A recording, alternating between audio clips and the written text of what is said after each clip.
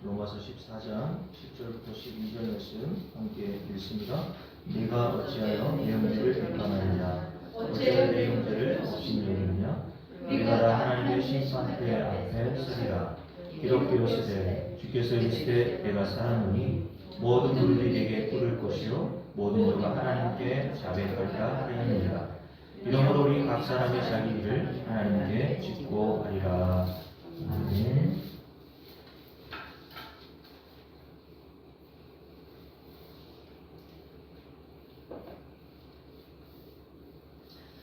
네, 어제 알고집에서 어떤 분이 저희 집에 찾아오셔서 명절 즈음이라 목사님한테 인사드리고도 그런 겸에 1시간 넘는 시간 동안 저와 제 아내 그리고 그분이 함께 이야기를 나눌 시간이 있어서 이야기를 나누는 중에 제가 우리 아내가 했던 말 중에 기억에 남는 말이 있어서 설교에 말씀을 좀 드리는데 이렇게 얘기하더라고요. 모든 성경의 해답은 이 문맥 안에 있다 라고 이렇게 얘기를 하더라고요. 맞는 말이죠. 사람들은 문맥, 성경이 앞뒤에 연결되어 있는 그 성경에서 말하고자 하는 바에는 관심이 없고 모든 타락한 인간의 관심은 자기예요. 자기. 그래서 모든 성경을 자기 중심으로 해석해버리는 겁니다. 그걸 인본주의라고 하고 인간 중심적 해석이라고 합니다. 성경은 누구를 위해서 기록했습니까? 예수 그리스도를 위해서 기록되었다고 말씀하고 있죠. 골로새 1장 16절에 분명하게 말씀하시기를 모든 창조의 목적은 하나님의 아들이신 예수 그리스도에게 집중하고 있다고 얘기했어요. 그러니까 여러분과 제가 성경을 읽을 때 항상 어디에 집중하고 무엇을 목표지점으로 달려가야 되냐면 하나님께서 목표로 세워놓으신 예수 그리스도에게 집중하고 거기를 표대로 삼아 달려가야 돼요. 사람들, 목사도 마찬가지고 성도들도 마찬가지고 목사들을 통해서 성도들이 교회에서 배운 내용들이 다 뭐냐 하면 예수 그리스도에게 집중하는 것이 아니라 인간에게 집중하도록 만들어버려요. 성경을 잘못 해석하고 잘못 가르치고 있는 겁니다. 그래서 성경은 그런 의미가 아닌데 엉뚱한 해석과 엉뚱한 이해를 가지고 설교도 하고 또 그런 설교를 듣는데 그 설교의 의미와 목적과 하나님께서 목표라고 있는 지점이 무엇인지를 모르니까 목사가 그냥 강단에서 이야기를 하면 당연히 우리 목사님은 정답을 얘기하고 우리에게 좋은 말씀을 해주시겠지 라고 하는 생각을 가지고 아멘 한단 말입니다. 그거는 맹인이 맹인을 인도하는 거예요. 그러니 여러분들은 제가 여러분에게 증거하는 복음의 설교라도 아무리 담임 목사가 이건철 목사랄지라도 여러분들 늘 의심의 눈초리를 하고 보셔야 합니다. 이건철 목사가 이제 복음을 잘 증거하고 있는가? 그러면 어떻게 해야 돼요? 성경을 연구하고 성경을 열심히 읽어야 돼요. 그래서 어제 오신 분하고 이야기를 하면서 제가 설교 시간에 드렸던 말씀을 드렸거든요. 성경을 좀 읽으시냐 물어보고 제가 이렇게 얘기했습니다. 성경을 읽지 않는 교회 안에 불신자들이 있습니다. 라고 얘기했어요. 그분이 뜨끔하시더라고요. 여러분 성경은 예수 그리스도를 담고 있는 그릇이에요. 그렇죠? 성경 구약 모든 말씀, 신약의 모든 말씀은 하나님의 아들이신 예수 그리스도의 십자가의 복음을 담고 있는 그릇이라고. 근데 여러분들이 이 성경이라는 그릇이 담고 있는 예수 그리스도에게 관심이 없다면, 그래도 성경을 읽지 않는다면 예수 그리스도를 알 수가 없어요. 왜냐하면 하나님께서 분명한 법칙을 주셨는데 믿음은 어디에서부터 나온다고 그랬어요? 들으면서 나온다고 했다고요. 그래서 무엇을 듣느냐가 그래서 그렇게 중요한 거예요. 교회 안에서 다른 복음을 듣자면 다른 믿음이 발생합니다. 성경에서 말하고 있지 않는 사망의 법으로 이끌고 가는 그런 믿음으로 사는 거예요. 근데 그걸 자기는 생명을 얻게 하는 믿음이라고 착각하는 거예요. 자, 로마서 8장을 한번 볼까요?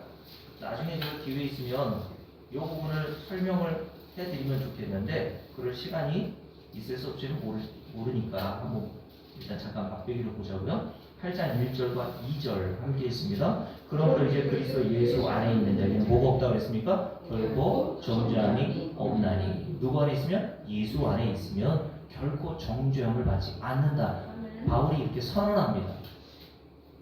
그러면서 이렇게 얘기하죠. 이는 그리스도 예수 안에 있는 무슨 법? 생명의 성령의 법이 있어요. 두 가지 법이 있단 말입니다. 예수 그리스도 안에 있는 자들은 생명의 성령의 법을 따라 살아요. 그게 뭐냐면 예수를 믿는 거거든요. 예수 그리스도의 은혜만 의지하게 되는 거예요. 이게 성경의 목표 아닙니까? 맞습니까? 성경은 예수 그리스도를 담고 있는 그릇으로서 우리로 하여금 예수 그리스도에 대한 믿음만을 갖도록 우리를 인도해 가는 거예요. 그래서 갈라디아서 3장에 보면 바울이 갈라디아 교회 성도들에게 성경, 율법의 역할에 대해서 이렇게 얘기했죠. 모든 율법은 우리를 예수 그리스도께로 인도하는 초등교사다 라고 얘기했어요. 다시요.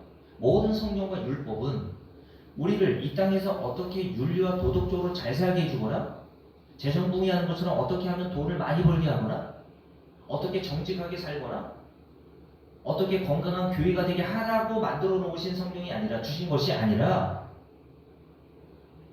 예수 그리스도께로 우리를 인도해 주시기 위한 목표를 가지고 성경을 우리에게 주신 거예요. 맞습니까? 이게 생명의 성령의 법이라는 거예요. 성경을 이렇게 해석하고 이렇게 가야 여러분에게 예수 그리스도 안에 있는 생명의 성령의 법이 이끌어 법이 있죠. 죄와 사망의 법이라고 했습니다. 이게 율법이란 말이에요. 그 위는 은혜, 생명의 법은 여러분 그거 적어보세요. 은혜. 그리고 죄와 사망의 법은 율법, 인간의 행위, 요거란 말이죠. 근데 이 두 가지 법이 있는데 이 두 가지 법을 무엇으로 인도하냐면 성경으로 이렇게 인도할 수 있다는 거예요. 성경은 한 권이잖아요. 근데 성경을 해석하는 여러 다른 시각들이 존재하죠. 이건 이렇고 저건 저렇고 뭐 이단들 같은 경우에는 하나님의 교회, 뭐 제7의 안식일 교회, 뭐 신천지 다 성경 가지고 있습니다. 성경을 얘기해요. 예수도 믿으라고 합니다. 그러나 그들이 말하는 것은 죄와 사망의 법으로 우리를 묶어놓는 거예요. 요구하면 복 받고 요구하면 저주받고. 이게 뭡니까? 인간의 행위를 부추겨 우리로 하여금 죄와 사망의 법에 묶여있게 만드는 거예요. 이게 주일에 제가 말씀드렸던 것처럼 말씀으로 성경으로 우리를 종으로 만드는 거예요. 그래서 우리 이국규 고사님하고 이야기했을 때 제가 주일에 이야기를 드렸던 것처럼 오랫동안 평안함이 없어요. 왜요? 이거 열심히 하다가 뭐 안 하면 괜히 왠지 불안하잖아. 그리고 다른 사람 다 하는데 내가 뭔가 그거 안 하잖아? 그럼 불안하죠. 하나님이 나를 탈락시키고 구원에서 취소시키는 것 아닌가라는 생각을 갖게 되는 겁니다. 그런데 교회에서 이런 식으로 말씀을 적용하여 가르치죠. 이렇게 하면 구원받고 이렇게 하면 구원에서 탈락하고. 이게 뭐야? 오늘 말씀에 기록되어 있는 우리로 하여금 죄를 짓게 하여 사망으로 이끌어 가는 거란 말이에요.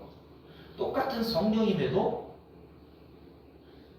성령의 성령의 법으로 우리를 이끌어가는 자가 있다면 똑같은 성경을 가지고도 사망의 법으로 우리를 가는 자들이 있단 말이죠. 근데 하나님께서는 택하신 성도들을 뭐라고 말씀하시냐면 이런 죄와 사망의 법, 인간의 행위라고 했습니다. 율법, 요거하면 구원받고 요거하면 복받고 이런 모든 율법으로부터 어떻게 하셨다고요? 너를 2절 해방하여 주셨습니다. 종살이 하고 있었던 우리를 자유를 주셨단 말이에요. 이제는 두렵고 무서워서 하나님이 우리를 어떻게 그냥 올감해가지고 결국 너 요거 안 하면 큰일 나? 나는 공포감으로 신앙생활 아니죠. 그 종교생활 있잖아. 그런 종교생활을 하고 있었던 우리를 생명의 복음을 깨닫게 하셔서 아, 모든 것들이 하나님의 은혜로 되는 것이구나. 그래서 생명을 주시고 이게 성령의 법이라는 것을 깨닫게 하심으로 우리를 인도에 가신단 말이에요. 그러니 복음은 우리를 늘 해방시켜 주는 겁니다. 자유를 주는 거예요. 너는 자유인이야. 그동안 종교 생활하면서 나 무서워서 섬겼지. 그게 종이지 않고 뭐가 있어요. 무서워서 헌금도 하고 무서워서 교회 청소도 하고 목사 눈치도 봐야 되고 장로 체면이라 권사 체면이라 이것도 해야 되고 그게 종살이란 말이에요.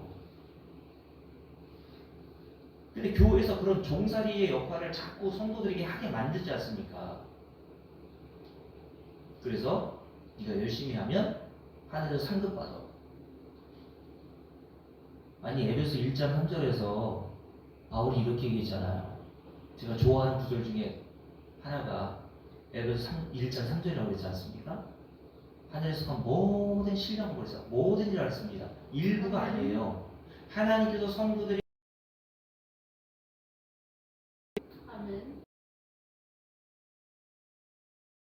다 동일하게 주셨다고 되어 있어요. 맞습니까? 이건철 목사가 받을 상과 이금희 목사님이 받을 상이 다르지 않단 말이에요. 바울이나 아무것도 한 일이 없는 구원받은 강도나 하나님이 주시는 하늘에 속한 신령한 복에는 차별이 없단 말입니다. 하늘에 속한 신령의 뭡니까? 우리를 태초 이전에 하나님의 아들로 예정해 두신 것. 하나님의 아들인데 더 나은 아들이 있고 덜 나은 아들이 있습니까? 그리고 두 번째 세 번째 내용 나오면서 죄 사함에 대해서 얘기하죠. 우리 주 예수 그리스도의 피로 속량을 받아 우리가 죄 사함을 받았느니라. 그럼 바울이 받은 죄 사함이나 이미용 목사님이 받은 죄 사함이 달라요? 예수 그리스도의 피는 모든 성도들에게 똑같은 효과가 적용되는 거예요. 너희 죄가 이사야서 1장 너희 죄가 주홍 같을지라도 예수 그리스도의 피로 한 번 담갔다가 빼면 이미경은 너무 큰 죄를 져서 담갔다 뺐는데 여전히 얼룩이 남아있어. 근데 이건철 목사는 좀 덜하니까 그래도 좀 깨끗한 편이네. 이런 게 아니라 뭐라 그랬습니까? 눈과 같이 양털같이 다 희게 되리라. 아멘. 맞습니까? 아멘. 예수 그리스도를 통해서 우리에게 하나님께서 주신 하늘에 속한 신령한 복은 차별이 없이 다 주신 거예요. 이거는 내가 뭘 한다고 더 주어지고 내가 뭘 안 한다고 덜 주어지는 게 아니란 말이에요. 맞아요? 여러분들이 이제 앞으로 신앙생활 더 잘해요. 11조 드리는 걸로 부족해가지고 하나님의 은혜를 더 헌금을 하는 거예요. 그런다고 하나님이 야 보너스다. 이금이 보너스. 하늘에서 간 복 플러스 알파. 마트 가면 1 플러스 1 있잖아요. 야 두 개 사면 제가 이렇게 편의점 갔더니 GS 마트나 이런 데 가보면 GS 편의점 같은 데 가보면 두 개 사면 하나를 껴줘요. 2 플러스 1이라고 그러더라고요. 이미경 너 두 개 사는데 플러스 1 2 플러스 1 해가지고 이미경 목사님에게 다른 사람과는 비교할 수 없을 만큼의 복을 차별하여 주시는 분이 아니라고요. 아멘. 구원받은 강도나 한 일이 없는 강도지 않습니까? 강간하고 살인한 다윗이나 모든 사도들보다 고린도전서 15장에 바울이 자신을 가리고 뭐라고 했습니까? 나는 모든 사도보다 더 많이 수고했어. 그래서 2 플러스 1 줘야 되는 거야? 바울이 뭐라 했습니까? 그러나 내가 한 것이 아니요 모든 것이 다 하나님의 은혜로 된 것이다. 아멘. 그리고 뭐 하자는 거예요? 뭘 얘기하는 겁니까? 하나님의 은혜에는 하나님이 주시는 하늘에 속한 모든 신령한 복에는 차별이 없다는 거예요. 아멘. 이게 얼마나 우리에게 복된 소식입니까? 아멘. 그렇지 않아요? 여러분들이 아무리 수고하고 애써봐야 바울처럼 살 수 있어요? 낮엔 해처럼 밤엔 달처럼 그렇게 살 순 없을까? 욕심도 없이. 뭐가 욕심이 없어요? 맨날 욕심 나오지.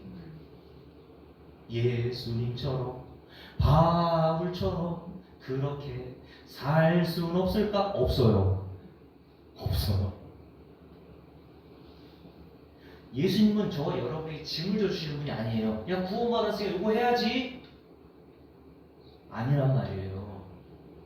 야, 너 구원받았는데 하늘에서 다 신령한 복, 너를 위해서 죄사함을 얻게 하셔서 예수 그리스도가 십자가에서 너를 위해서 죽었는데 너 뭐 하고 있냐? 성령에 대해서 말씀드리면서 그런 얘기 했잖아요. 예수님은 우리에게 채권자처럼, 우리가 채무자로서 마치 갚아야 될 사람처럼 따라다니시면서 왜 안 갚아?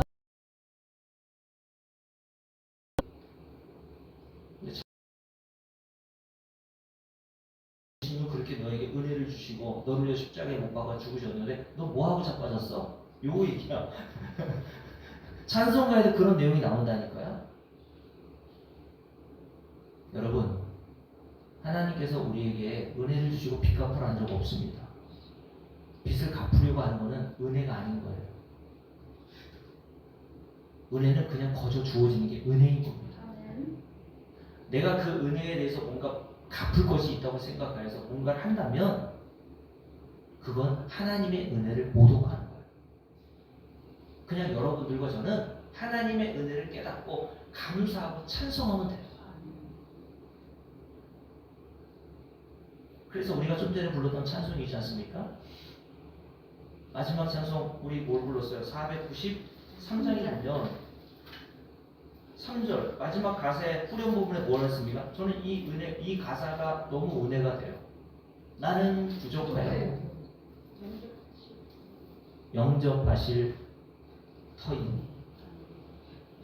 야, 부족하니까 더 채워? 하나님 그렇게 얘기하십니까? 야, 아직도 부족해 너는? 그러니까 더 준비하고 와 라고 하시는 게 아니라 우리는 어떻게 살든지 관계없이 이 세상을 종칠 때까지 우리는 부족한 상태로 살게 될 거예요. 잘한다는 건 아니지만 아무리 하나님이 원하시는 뜻대로 살려고 발버둥 쳐도요, 하나님이 요구하시는 수준에 이를 자가 한 사람도 없어요. 근데 우리가 어떻게 하나님 나라 들어갑니까? 2절과 1절 후반 마지막 가사에 이렇게 되어 있잖아요. 예수 공로 의지하여. 아멘. 나는 부족하지만 하나님 나라 들어갈 수 있는 유일한 근거는 예수 그리스도 은혜 때문이라는 거예요. 그거 의지하고 가는 거예요, 그냥. 아멘. 그게 신앙생활이란 말입니다. 이게 성령 안에 있는 성도들이 가는 생명의 길인 거예요. 죄와 사망의 법에서 이것을 목사가 증거하는 복음을 통해서 여러분들을 계속 하나님이 해방시켜 주시는 겁니다. 율법으로부터 자유케 하시는 거예요. 그러니까 이급이 목사님이 그러시더라고요. 목사님 내가 처음 우리 교회 1년 되셨잖아요. 벌써 1년 됐어요. 작년 2012년 1월달에 오셨는데 그때 처음 봤을 때하고 제 얼굴 표정이 많이 달라졌잖아요.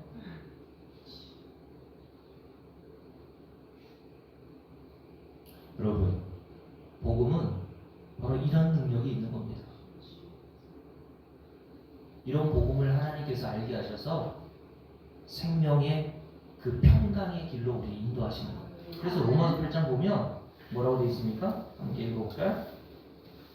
5절 말씀 봅니다.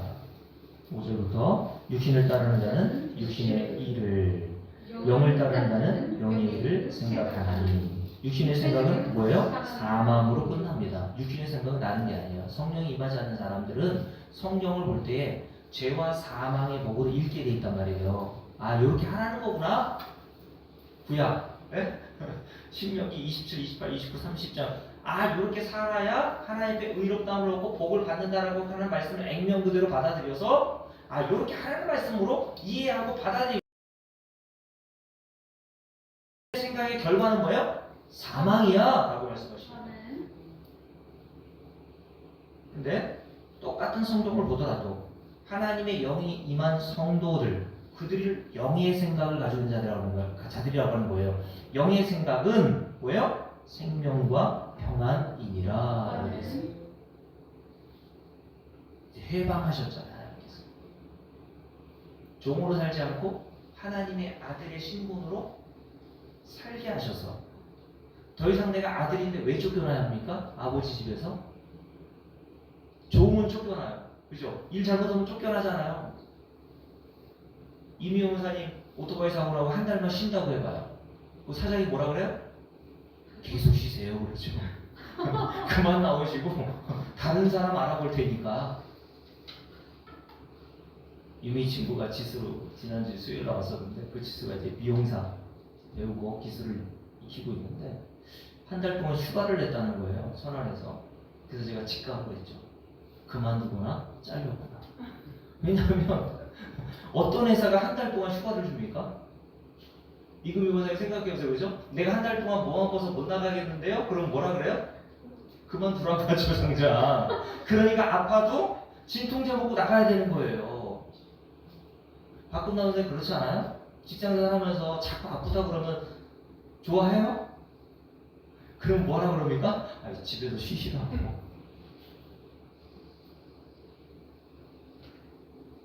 근데 그 사장이 우리 아버지야. 이미혁 권사님 일하는 그 사장이 내 아버지예요. 오토바이 사고 나가지고 다쳤네? 한 달을 쉬어야 돼. 아빠 나 한 달만 쉬어도 돼? 그럼 아빠가 뭐라 그래? 너 그만둬.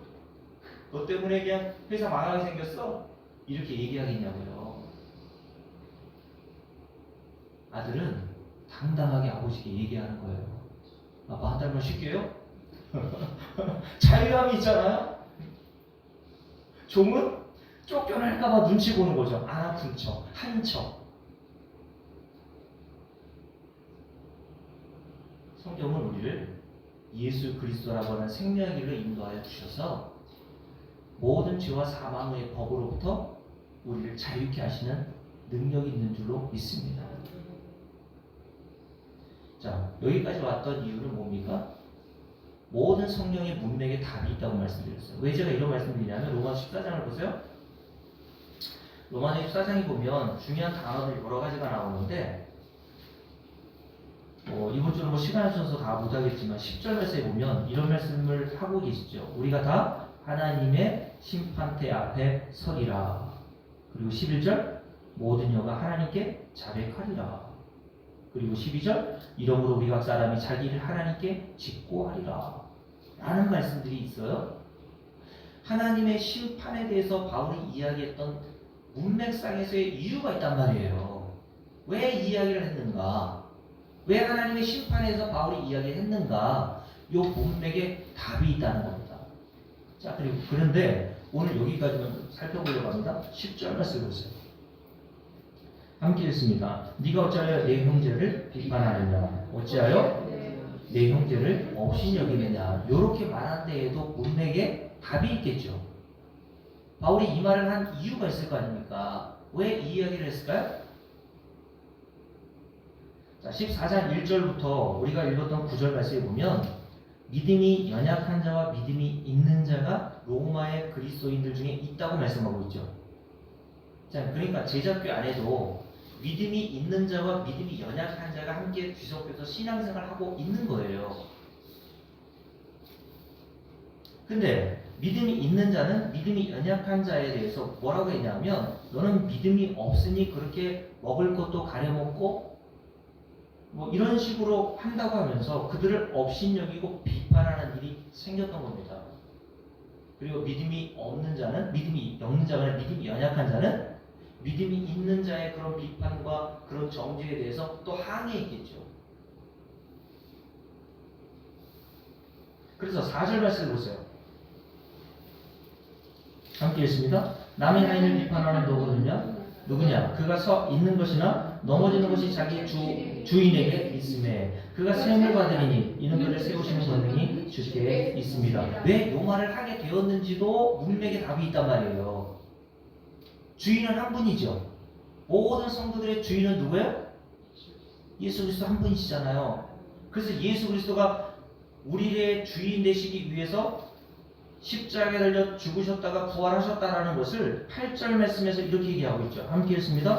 우리가 살아도 누구를? 주를 위하여 살고 죽어도 주를 위하여 죽나니 그러므로 사나 죽으나 우리가 다 주의 것이로다. 자, 그러니까 믿음이 있는 자와 믿음이 연약한 자가 다 하나 된 주인이신 예수 그리스도를 섬기고 있는 중이라는 거예요. 그들의 주인, 그러니까 남의 하인이라는 것은 야 너희들이 남의 하인에 대해서 이러쿵저러쿵 하는데 그들의 주인이 있다는 거예요. 믿음이 있는 자의 주인도 예수 그리스도고 믿음이 연약한 자의 주인도 예수 그리스도란 말입니다. 그러면 믿음이 연약한 자에 대해서 믿음이 있는 자가 비판하고 정죄하는 것은 그 믿음이 연약한 자를 비판하고 정죄하는 것이 아니라 그의 주인을 정죄하고 비판하는 거죠.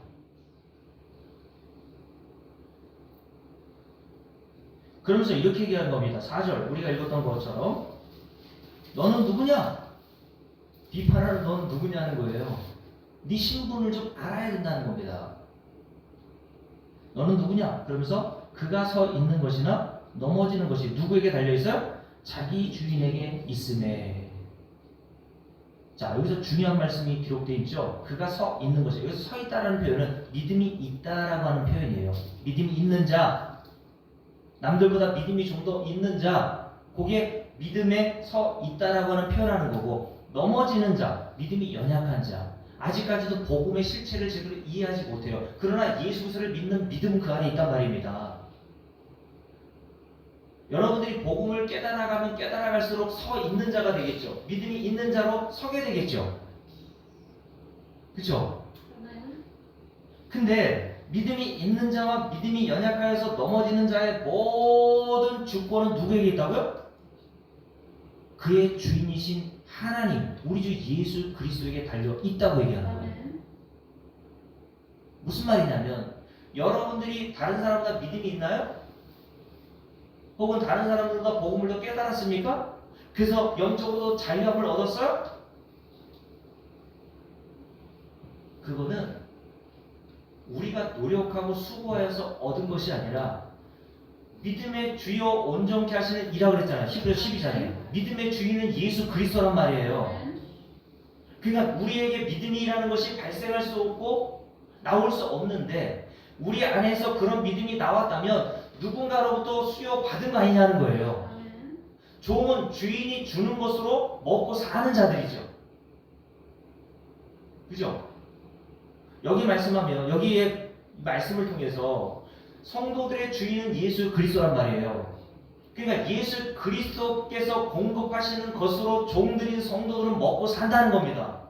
믿음도 마찬가지라는 거예요. 우리가 믿음이 있다 없다라고 얘기하는 것은 우리에게 믿음이 우리 스스로의 노력과 우리 스스로의 땀과 수고에서 발생된 것이 아니라 믿음의 주인이시요 온전케 하시는 이인 예수로부터 우리에게 수여된 거란 말입니다. 그러니 믿음이 있다고 해서 믿음이 연약한 자를 비난하고 비판할 수 없다는 거예요. 그거 네 노력으로 얻은 거 아니잖아. 너 잘나서 얻은 거 아니잖아. 근데 믿음이 연약한 자도 결국 하나님께서 어떻게 하시다고 말씀합니까? 너희들이 그렇게 비난하고 정죄하고 비판하는 그 믿음이 연약한 자도 그가 세움을 받으리니 그를 세우시는 권능이 누구에게?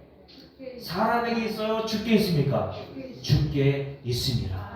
목사에게 있는 게 아니에요. 이것저 목사가 아무리 복음을 잘 설명한다고 해도 그 복음을 통해서 믿음을 발생시키고 믿음을 더 굳건하게 세워주시는 분은 우리의 주인이신 우리 주 예수 그리스도 한 분밖에 없단 말이에요. 그러니까 우리가 넘어지고 서는 모든 주체가 믿음이 있고 믿음이 연약하고의 모든 주체가 우리 자신이 아니라 우리의 주인이신 예수 그리스도께서 우리에게 주신 선물이라는 사실을 안다면 내가 가지고 있는 믿음이 있다고 해서 그것을 가지고 자랑할 수도 없는 거예요.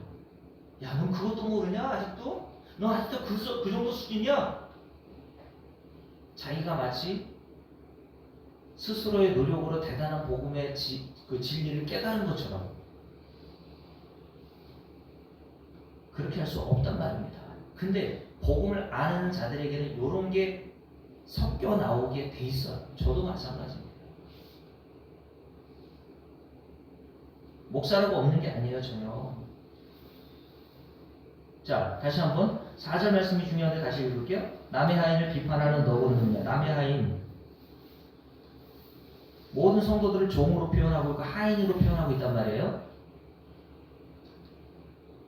그러니까 믿음이 연약한 자에 대해서 믿음이 있는 자가 그렇게 비난하는 것에 대해서 남의 하인을 비판하는 너는 누구냐고 물으시면서 다시 읽을게요. 그가 서 있는 것이나 넘어지는 것이 누구에게 달려있다고요? 자기 주인에게 달려있다고 그랬어요. 자기 주인에게 달려있어요. 우리의 믿음이 끝까지 유지되고 결국 죽을 때에도 예수 그리스도를 믿고 하나님 나라 들어갈 수 있는 것은 우리에게 달린 문제가 아니라는 거예요. 이게 얼마나 감사합니까? 근데 뭐라고 말해요, 목사들은? 마지막 여러분의 구원의 최종 판단은 여러분에게 달려있다고 얘기했잖아요. 네가 어떻게 하느냐에 따라서, 네가 어떻게 믿느냐에 따라서, 네가 어떻게 사느냐에 따라서 네 구원이 달려있다고 얘기해요.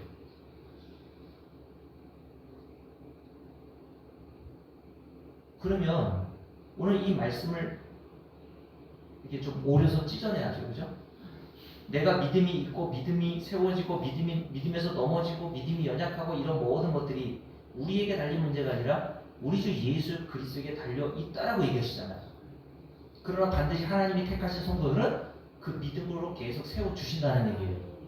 왜요? 오직 그 믿음을 세워주시는 권능은 우리 주인이신 예수 그리스도 하나님께만 있어요. 아멘. 그러니 저와 여러분들이 끝까지 버티고 견디고, 이게 칼빈이 얘기했던 마지막 구원의 원리, 견인의 원리거든요. 견인. 견자, 견디고, 인자, 인내한다는 뜻이거든요. 견인. 이런 뜻이 있어요. 모든 성도들은 결국 견디고 인내하게 됩니다. 믿음을 포기할 수 없어요. 아니요, 포기가 안 돼요. 예수 그리스도를 믿는 데에서 넘어질 수는 있어도 엎드러지지 않습니다. 왜요? 우리를 세우시는 분이 하나님이시기 때문에. 넘어지면 세우시고 넘어지면 세우시고. 아이 나 그만 믿을래요. 이거 잘 되는 것도 없고. 그렇게 포기하고 낙심하고 싶을 때 하나님께서 우리를 다시 복음의 말씀으로 세워주신단 말이에요. 세우시는 권능은 우리의 노력과 우리의 의지에 달려있지 않아요. 인간의 맷집에 달려있지 않습니다. 저도 맷집이 굉장히 좋은 사람이거든요. 어렸을 때부터 어렵게 자라가지고 웬만한 어려움은 그냥 대수롭지 않게 생각합니다. 맷집이 좋아요. 신앙은 그러나 맷집으로 되는 게 아니에요. 그러니 여러분, 교회생활 열심히 하다가 교회생활 포기하고 결국 그러다 죽는 사람들 있죠. 그 사람은 어떻게 생각합니까? 내가 그걸 선택한 거예요. 아니요. 하나님께서 택하신 자는요, 반드시 믿음으로 이끌어 가신다니까요. 반드시. 그래서 성경에 이렇게 기록되어 있죠. 자, 시편 37편 한번 볼까요? 이렇게 잡아놓으시고 로마서 14장을 잡아놓으시고 시편 37편 한번 보세요.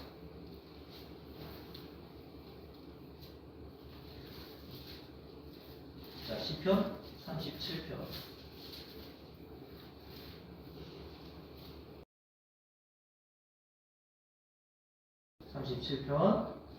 우리 24절 한번 볼게요.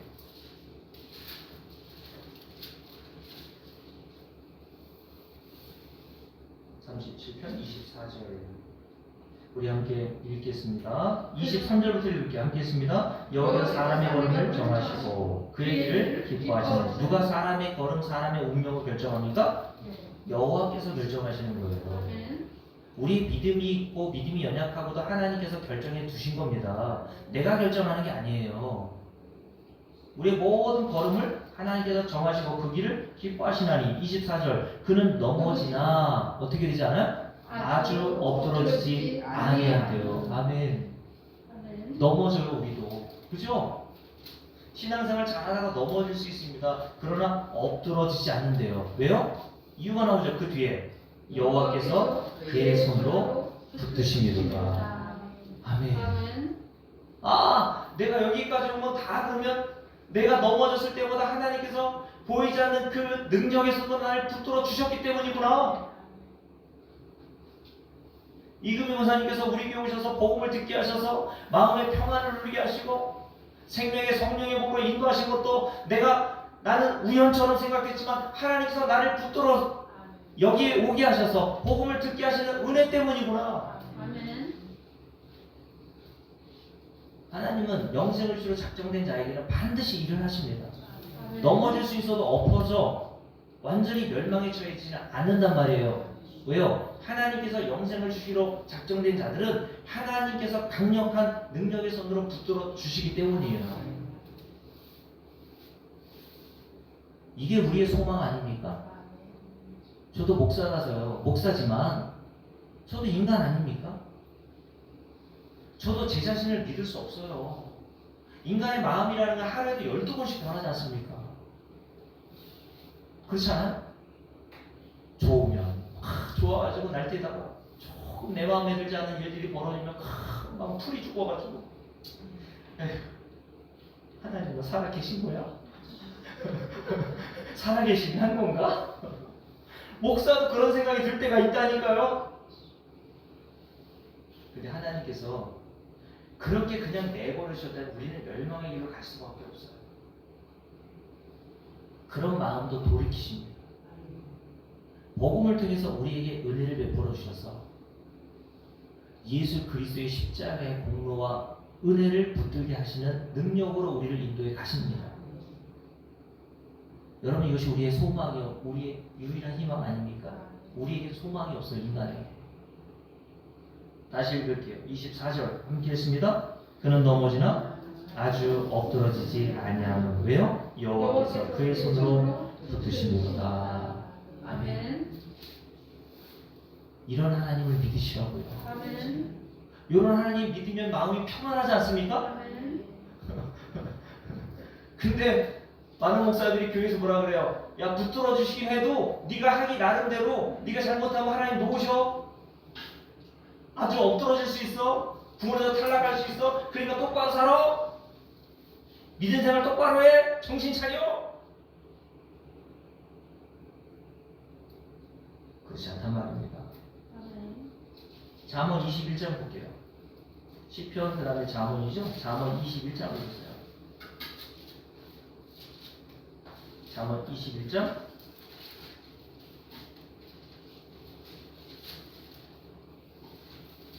자, 함께 읽습니다.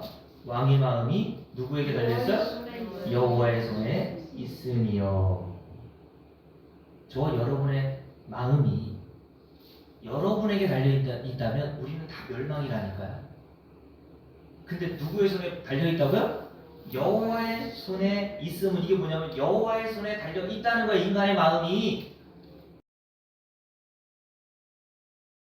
내가 결정한 것 같지만 하나님의 손이 우리의 마음을 다스리고 계셔서 여기까지 왔다는 겁니다. 다시요. 왕의 마음이 여호와의 손에 있으니 마치 뭐와 같아요? 봇물과 같아서 또랑물이라는 겁니다. 여러분 논에 또랑을 이렇게 틀어가지고 뭐라 그래요? 그거를 물을 댈 때가 있잖아요. 예? 물의 길을 이렇게 내잖아요. 물이 없는 곳에 막 비 왔을 때 이렇게 가둬놨다가 밑에 있는 물이 없는 논에다가 물을 대주기 위해서 이렇게 또랑을 쳐놓잖아요. 그럼 물이 그 물길에 따라 흘러가겠죠. 그런 뜻이에요. 마치 봇물 같아서 그가 임의로 인도하시느니라 라고 되어 있어요. 하나님께서 인간의 마음을 의로 인도하신다는 것은 하나님께서 원하시는 대로 끌고 가신다는 거예요. 아멘. 하나님께서 우리에게 우리의 마음을 붙들어 주시고 하나님께서 원하시는 곳으로 우리의 마음을 가도록 인도해 가시겠다는 거예요. 근데 하나님은 어떤 분이에요? 선하신 분이란 말이에요. 아멘. 그 선하신 하나님께서 저와 여러분을 마음을 어디로 인도하시겠습니까? 선으로 인도해 가시는 거예요. 아멘. 그 선은 뭐예요? 예수 믿는 거라 그랬잖아요. 아멘. 그러니 우리가 예수 그리스도의 은혜만 꼭 붙들게 되고 여러분 복음을 들으면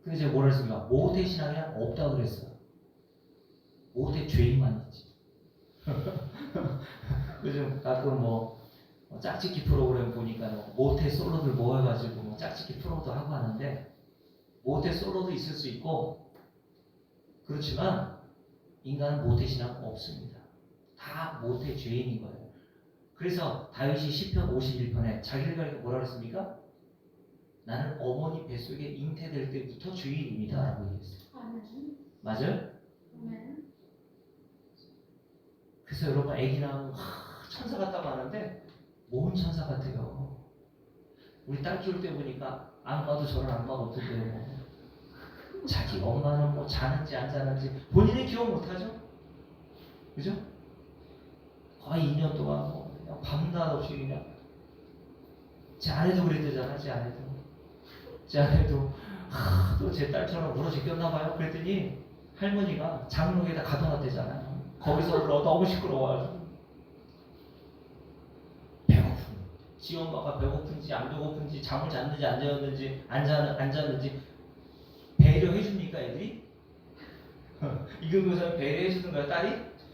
전혀요. 그죠? 배려 안 했잖아요.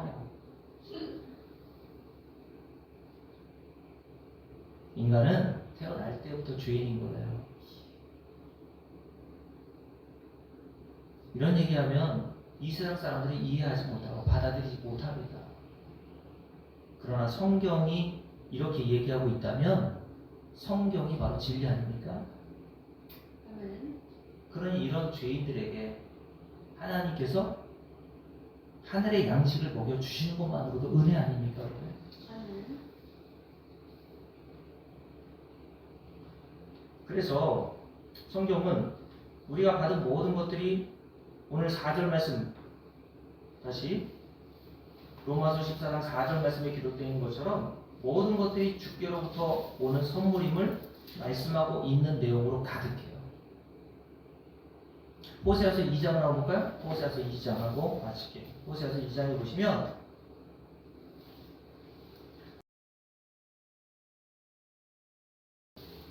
근데 여러분 고멜이라는 여자가 어떤 여자인지 아시죠?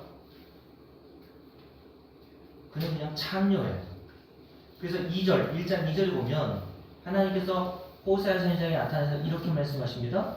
함께 읽을게요. 여호와께서 처음 호세아에게 말씀하실 때 여호와께서 호세아에게 이르시되 너는 가서 어떤 여자? 음란한 여자를 맞이하여 음란한 자식들을 낳으라. 이 나라가 여호와를 떠나 크게 음란함이니라 라고 말씀하십니다.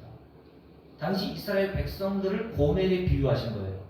창녀 고멜과 같은 여자, 신랑과 남편을 버리고 다른 신랑과 남편에게 음란을 행하는 이 고멜과 같은 여자로 이스라엘을 비유하신 거라고요. 이게 다 저 여러분의 말씀, 여러분을 향한 말씀이라고 성경 우리에게 가르치는 거거든요. 우리가 다 고멜과 같은 자예요. 우리가 무슨 사랑받을 만한 자격이 있어서 우리의 신랑이신 예수가 우리를 골라 신부로 삼으신 게 아니란 말이에요, 이게. 그래서 3장을 보세요. 3장을 볼까요? 자, 다 피셨죠? 3장 1절 함께 읽습니다. 여호와께서 내게 이르시되 이스라엘 자손이 다른 섬기고 건포도 과자를 즐길지라도 여호와가 그들을 사랑하나니. 우상 숭배로 가득한 이스라엘 백성들인데 사랑받을 만한 자격이 없는 자임에도 불구하고 여호와가 그들을 사랑하나니라고 되어 있어요. 그러면서 호세아 선지자에게 이렇게 말한 거죠. 너는 또 가서 타인의 사랑을 받아 음녀가 된 그 여자 고멜을 어떻게 하라고요? 사랑하라. 가능해요? 인간은 불가능해요. 근데 하나님께서는 이런 음탕한 고멜과 같은 저와 여러분을 사랑하기로 결정하셔서 결코 놓으신 적이 없단 말이에요. 그래서 2절 말씀에 보면 이런 음탕한 여인 고멜을 위해서 다시 다른 남편의 여자가 된 그 여자를 2절 말씀 내가 은 15개와 보리 한 오멜 반으로 나를 위하여 그를 사라고 얘기합니다. 다시 데려와. 돈 주고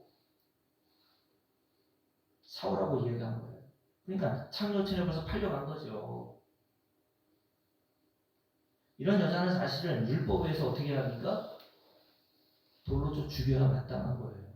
그게 율법입니다, 여러분. 음란과 가늠한 여자는 돌로 쳐 죽이라고 하셨거든요. 근데 하나님이 율법을 어기고 있어요. 이런 여자는 성경에 보면 이혼 증서를 써서 보내주라고 그랬습니다. 돌로 쳐 죽이거나 수치되는 일을 발견하면 남편은 그 여자에게 이 정도는 양반이죠. 이혼 증서를 써서 집에서 쫓아내라고 했습니다. 그러니 이 고멜과 같은 여자는 돌로 맞아 죽거나 남편에게 쫓겨나야 마땅한 신세인 거예요. 근데 하나님께서 이런 이스라엘 백성들 저와 여러분 어떻게 하시겠대요? 사랑하시겠다고 말씀하시죠. 심지어 사랑하시는 것까지도 좋은데 어떻게 하신대요? 19절 말씀입니다. 2장 19절 함께 했습니다. 내가 네게 장가 들어라고 되어 있죠. 하나님께서 음탕한 고멜과 같은 이스라엘 백성들을 아내와 신부, 저와 여러분을 신부로 맞이하여 내가 너에게 장가 들게 라고 말씀하신 거예요. 그리고 어떻게 하시겠대요? 장가 들어? 잠깐 살아보고 네 하는 거 보고 떠날 거예요? 영원히 산다고 했습니다. 이게 우리의 신랑이신 예수 그리스도가 우리에게 행하시는 약속이라니까요. 네가 뭘 하고 안 하고에 따라서 내 사랑은 변하지 않아. 그러니 막 살아도 돼요? 아유, 변하지 않아요? 아유, 잘됐다. 자유야. 이제 막 살아야지. 그거는 신랑의 은혜가 뭔지도 모르는 거예요. 자, 다시요. 내가 네게 장가들어 영원히 살되? 근데 이렇게 장가들로 오신 주님께서 결혼 지참까지 챙겨오세요.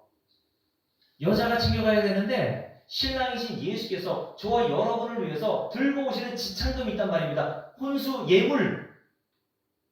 이금희 여사님께서 신랑이신 주님께서 이금희 여사님을 아내로 택하시고 신부로 택하시면서 지참금, 결혼 예물을 가져오신대요. 그게 뭐야? 그 뒤에 나오죠. 공의와 정의와 은총과 긍휼이 여김으로 내게 장가들며 진실함으로 내게 장가들리니 네가 여호와를 알리라. 아니 나는 하나님께 드릴 것도 없는데 너는 그냥 있어. 내가 필요한 모든 거 다 가져갈게. 이런 여호와 하나님을 여러분들이 아시냐는 거예요. 이런 하나님을 신랑으로 삼고 있는 성도들인데 어떻게 종처럼 무섭고 공포감으로 하나님을 섬깁니까? 그거는 이런 사람과 이런 애를 모르나서 하는 얘기예요.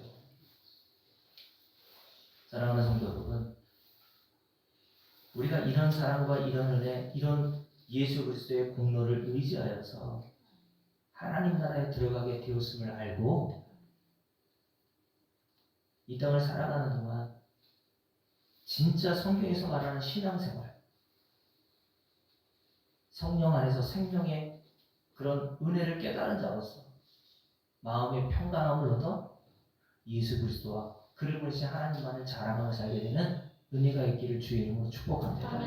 우리 찬송 우리가 불렀던 493장 부르시고 잠깐 기도하고 마칠게요.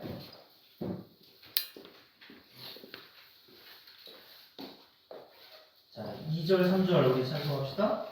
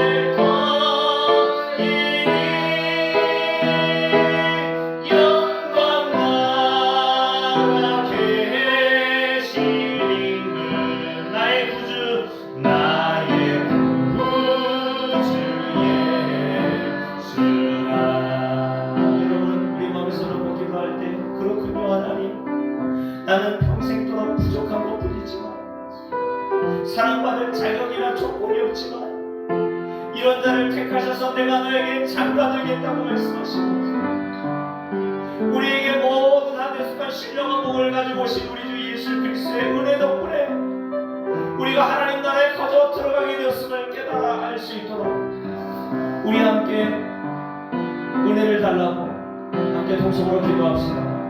살아계신 아버지 하나님 감사합니다. 예수 그리스도의 십자가의 은혜 이외에 내가 무언가 하늘에 속한 신령한 복을 하나라도 얻을 자가 아니었음을 깨닫게 하시니 참으로 감사합니다. 우리 모든 성도들이 성경을 볼 때마다 내가 바로 이 음란하고 음란한 구매와 같은 여인이었다는 사실을 알게 도와주시고 지금도 여전히 하나님이 아닌 세상에 마음을 두고 살아가고 있는 우리 자신을 보게 하셔서 예수 그리스도의 십자가의 공로만 의지하게 하여 주시고 예수 그리스도의 은혜 이외에는 내가 바라보거나 소망할 것이 없음을 알게 하여 주시옵소서. 우리는 매일 넘어질 수 있지만 엎드러지지 않는 것은 우리 주께서 우리를 붙들어 주시기 때문임을 깨닫게 하시니 참으로 감사합니다. 내가 여기까지 믿음이 세워진 것은 내 능력과 수고와 땀으로 된 것이 아니라 세우시는 권능 있는 주께서 우리에게 이런 은혜를 베풀어 주셨음을 알게 하여 주셔서 오직 우리가 자랑할 분은 우리 주 예수 그리스도 한 분뿐임을 알게 하여 주시옵소서. 그런 우리 교회 될 수 있도록 하나님 인도하여 주옵소서. 우리 마지막으로 나는 부족하여도 우리 마음에서 놓고 찬송하고 마칩시다. 나는 부족하여도 영접하실 거이니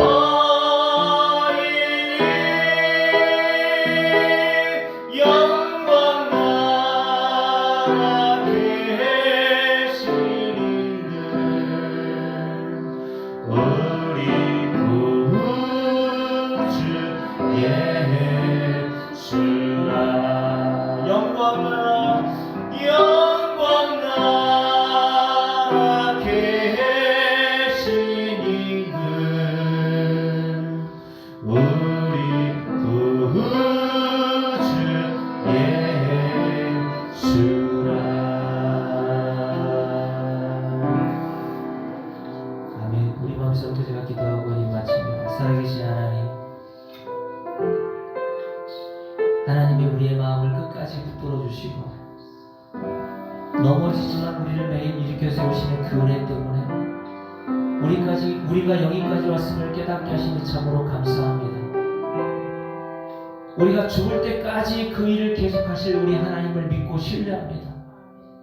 그러니 이런 예수 공로 의지하여 우리가 하나님 나라 들어가게 됨을 깨닫게 도와주셔서 이런 신랑과 이런 은혜를 주신 우리 주 예수 그리스도를 어찌 찬양할 수가 있겠습니까?